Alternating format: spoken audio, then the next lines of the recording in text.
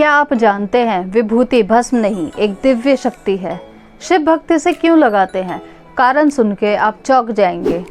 नमस्कार दोस्तों, स्वागत है आपका आध्यात्मिक वाणी पर। आज हम बात करने वाले हैं विभूति की, जो सिर्फ राख नहीं है बल्कि शिव की पवित्र शक्ति का प्रतीक है। अगर आपको भी आध्यात्मिक ज्ञान पसंद है तो चैनल को सब्सक्राइब कर लीजिए और बेल आइकन को दबाना ना भूलें, ताकि ऐसी ही रोचक बातें आप तक हमेशा पहुंचती रहें। विभूति क्या है? विभूति का अर्थ है पवित्र भस्म या राख, जिसे सनातन धर्म में खास आध्यात्मिक महत्व दिया गया है।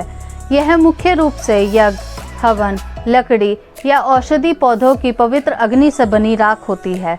शिव भक्तों के लिए इसका विशेष महत्व होता है। विभूति का महत्व क्या है?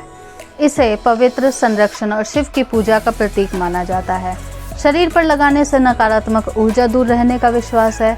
यह हमें याद दिलाती है कि सब कुछ नश्वर है, अंत में सब राख हो जाता है।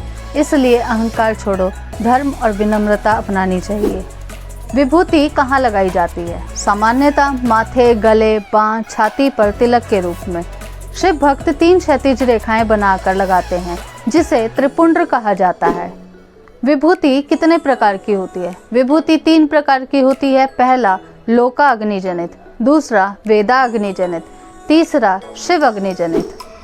पहला लोका अग्नि जनित, सामान्य अग्नि से उत्पन्न हुई विभूति, यानी ऐसी भस्म जो घर घर में या सामान्य अग्नि में प्राकृतिक लकड़ी या जड़ी बूटियों को जलाकर तैयार की जाती है। लोका अग्नि जनित विभूति किससे बनती है? पहला आम की लकड़ी, दूसरा बिल्व, तुलसी, गूगल आदि औषधि पौधे, तीसरा घर की होली या चूल्हे की राख, चौथा साधारण धूनी की राख।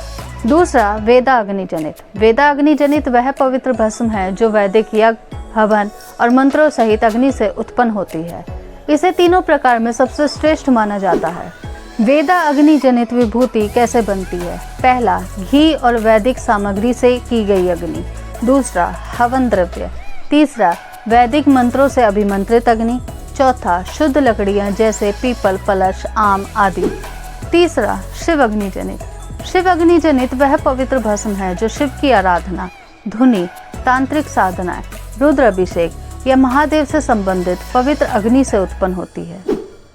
शिव अग्नि जनित विभूति कैसे बनती है? पहला धुनी अग्नि, जहां शिव साधक लगातार धुनी जलाते हैं, दूसरा अखंड धुनी, कुछ आश्रम मठों में 24 घंटे जलती रहती है, तीसरा शैव तांत्रिक हवन, विशेष सामग्री से की गई अग्नि, चौथा रुद्र अभिषेक के बाद शुद्ध की गई भस्म, पांचवा नर्मदा हिमालय शैव आश्रमों की पवित्र धुनी।